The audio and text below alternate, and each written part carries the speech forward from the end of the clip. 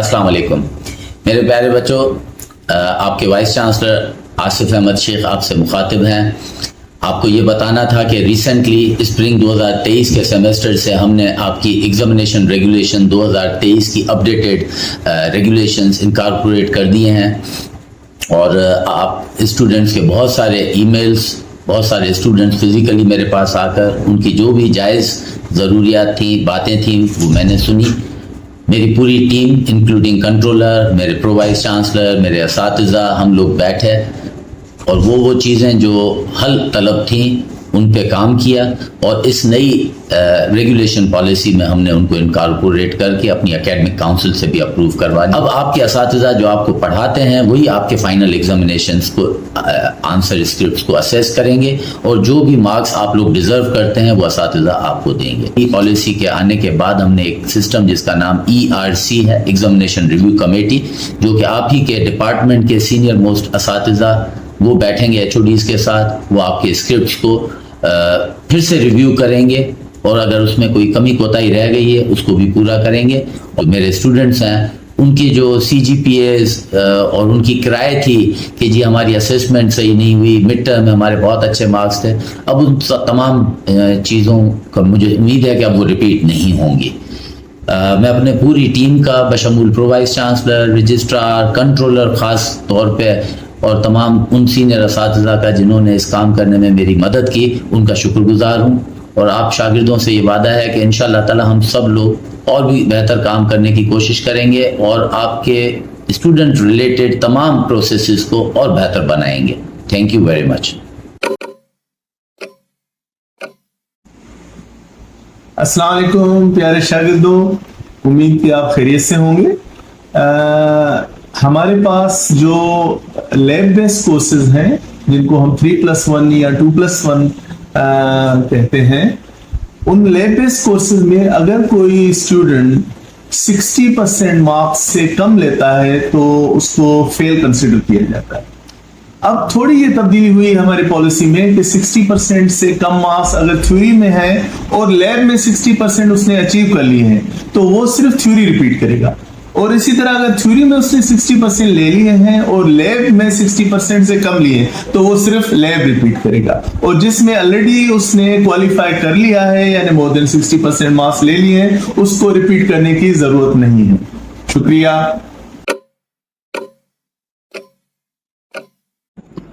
बिस्मिल्लाहिर्रहमानिर्रहीम। अस्सलाम वालेकुम प्यारे तुलबा और तालिबात, आप लोगों के लिए एक बहुत ही अच्छी खुशखबरी में लेके आया हूँ। आप जिन कोर्सेज में इम्प्रूव करना चाह रहे हैं, मिसाल के तौर पे उसकी कुछ शरातें जिनको जाना आपके लिए बहुत ज़रूरी है। मिसाल के तौर पे कौन से कोर्सेज आप इम्प्रूव कर सकते हैं?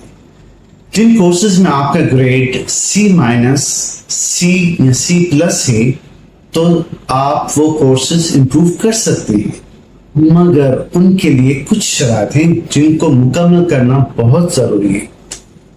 सबसे पहली शर्त यह है कि आप जिस कोर्स को इम्प्रूव करना चाहते हैं या कुछ कोर्सेज को इम्प्रूव करना चाहते हैं किसी भी प्रोग्राम में, तो अपने हेड ऑफ डिपार्टमेंट से उसकी इजाज़त लें और जिस कोर्सेज में रजिस्टर करना चाहते हैं उन कोर्सेज की अनाउंसमेंट 30 डेज के अंदर होनी चाहिए। दूसरी जो उसकी शर्त ये है कि आप जिस प्रोग्राम में कोर्स इम्प्रूव कर रही हैं उसकी मुद्दत N+2 यानी कि अंडर ग्रेड प्रोग्राम में तो 6 साल से ज़्यादा नहीं होनी चाहिए, अगर मास्टर्स प्रोग्राम में तो 4 साल और एसोसिएट डिग्री है वो भी 4 साल।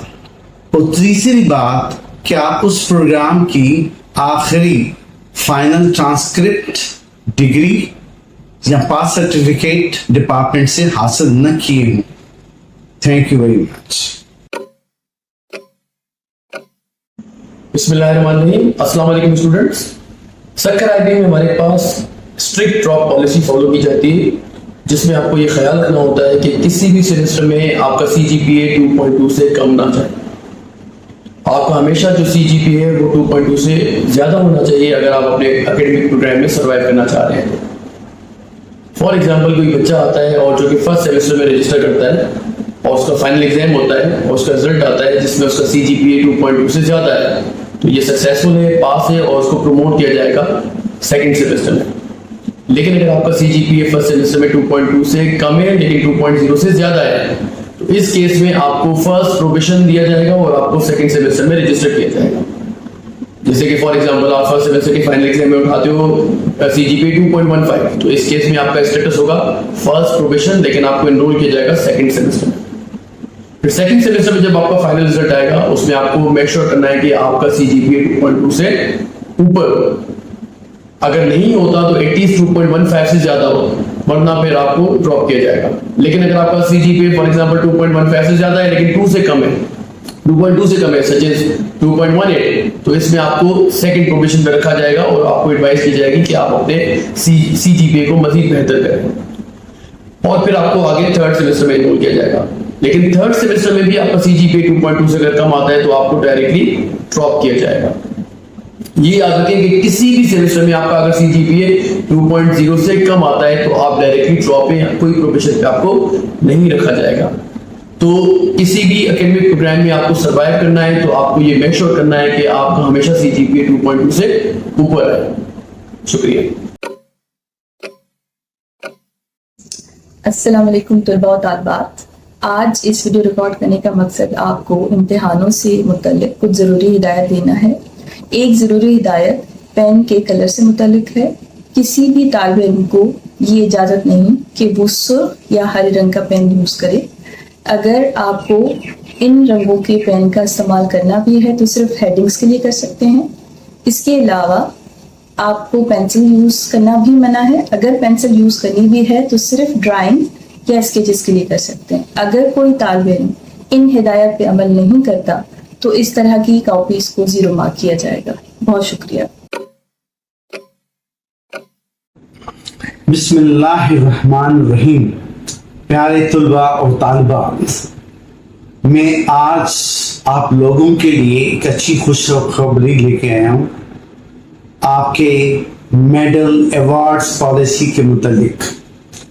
आपको शायद मालूम हो कि उनकी शराइत क्या है, तो मैं आपको बता रहा हूँ।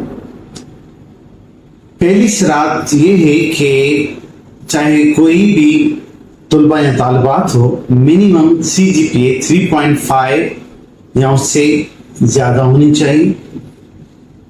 किसी भी तुलबात ने WF या सेमेस्टर फीस न कराया और कभी भी उनके खिलाफ कोई भी डिसिप्लिनरी एक्शन न किया गया, तो वही तुलबा तालिबात मेडल्स के लिए एलिजिबल हैं। हमारी 3 कैटेगरीज हैं इन मेडल्स की, गोल्ड, सिल्वर एंड ब्रॉन्ज। आपको मालूम होना चाहिए कि हमने इस पॉलिसी में एक थोड़ी सी छोटी सी तब्दीली की है जो कि हमारे एकेडमिक काउंसिल से अप्रूव हो चुकी है, और ये बहुत ही अच्छी खुशखबरी है आप सब लोगों के लिए कि वो तुलबा तालिबात जिनकी CGPA टाई होती है किसी भी मेडल कैटेगरी में, तो उनके लिए क्या किया जाए।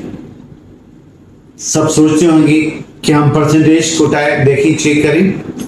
जी बिल्कुल, हम परसेंटेज को चेक करते हैं कि अगर वो ज्यादा है या बराबर है।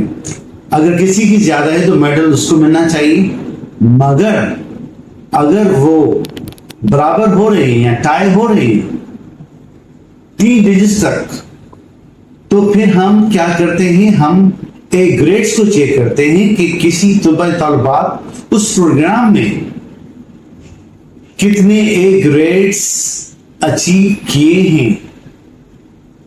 जिसने ज्यादा अचीव किए होंगे तो ऑफ कोर्स अवार्ड उसको जाएगा। अगर वहीं पे भी टाई हो रहा है तो ऑफ कोर्स जितने भी तुलबा तालिबात हैं हम उनको उसी कैटेगरी में वो मेडल्स देंगे। एक चीज मैं फिर से दोहराऊंगा कि जो भी तुलबा तालिबात मेडल्स के लिए नॉमिनेट हो रहे हैं वो अपनी बेच के साथ ही मेडल्स लेंगे। अगर वो दौरानियां बढ़ा रहे हैं तभी वो एलिजिबल नहीं होंगे। Thank you very much. बिस्मिल्लाहिर्रहमानिर्रहीम। अस्सलाम वालेकुम स्टूडेंट्स। सक्कर आईबी में हमारे पास काफ़ी सारी एग्जामिनेशन पॉलिसीज जो आपको पता होनी चाहिए। उनमें से एक ड्रॉप पॉलिसी भी है, जिसमें यह है कि अगर आप किसी भी सेमेस्टर में एनरोल्ड है, फॉर एग्जांपल आप फर्स्ट सेमेस्टर में एनरोल्ड है और आप फाइनल एग्जाम में अपीयर हो रहे हो पहले सेमेस्टर के, और आपका रिजल्ट आता है जिसमें आप ड्रॉप हो जाते हैं, तो आपको दोबारा फर्स्ट सेमेस्टर ज्वाइन करना पड़ेगा। इस केस में आपको दोबारा एडमिशन टेस्ट देने की कोई जरूरत नहीं है। लेकिन अगर आप प्रमोट हो जाते हो पहले सेमेस्टर में और आप एनरोल करते हो सेकंड सेमेस्टर को, और सेकंड सेमेस्टर के आप एग्जाम में सपोज ड्रॉप हो जाते हो, तो फिर अगेन आपको पहले सेमेस्टर को ज्वाइन करना पड़ेगा। आपको एडमिशन टेस्ट देने की कोई जरूरत नहीं है। लेकिन आप फॉर एग्जांपल सेकंड सेमेस्टर में भी प्रमोट हुए थे और आप अभी थर्ड या फोर्थ या फिफ्थ या सिक्स्थ या सेवेंथ या फिर 8th सेमेस्टर में एनरोल्ड है, और इनमें से किसी एक सेमेस्टर में आप ड्रॉप करते हो, तो फिर आपको टर्म बेक किया जाएगा। आपको दोबारा से पहले सेमेस्टर को ज्वाइन करने की जरूरत नहीं है। आप सिर्फ उसी सेमेस्टर को दोबारा करोगे और फिर आगे अपनी डिग्री को कंटिन्यू करोगे। तो ये एक पॉलिसी है, बड़ी इंपॉर्टेंट पॉलिसी है जो आपको ज़हन नशीन करनी चाहिए। शुक्रिया। आज की इस वीडियो में मैं आपको याद कराना चाह रही थी कि एग्जामिनेशन हॉल में आपको mobile phone, smart watches, programmable calculator या कोई और स्मार्ट डिवाइस लेके आने की इजाजत नहीं है। शुक्रिया।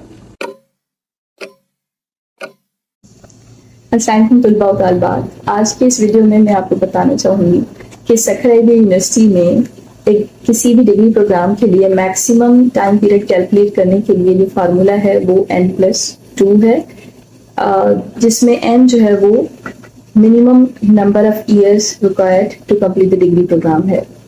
फॉर एग्जांपल अगर आप एसोसिएट डिग्री कर रहे हैं तो जो minimum number of years required होगा वो 2 होगा, और फिर इस हिसाब से मैक्सिमम टाइम आपका 4 साल का हो जाएगा।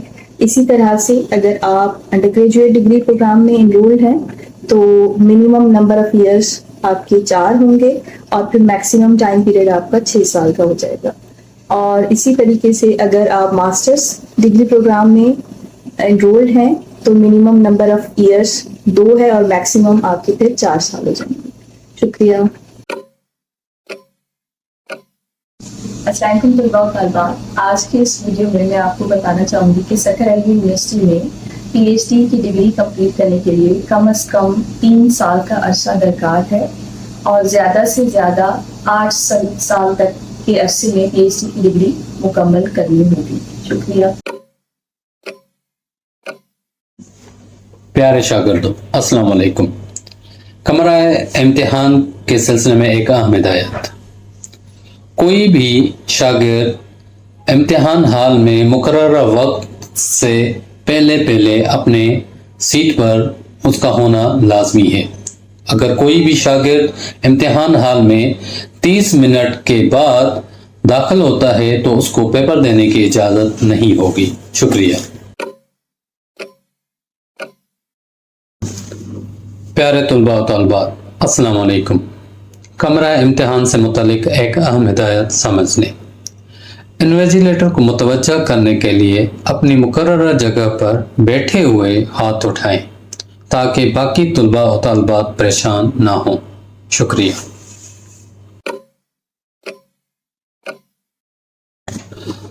प्यारे तुलबा और तलबात, अस्सलाम वालेकुम।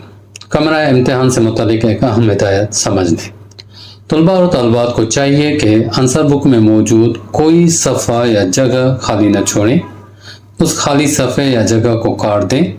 बसूरत दीगर आंसर बुक रद्द की जाएगी। शुक्रिया। अस्सलाम वालेकुम।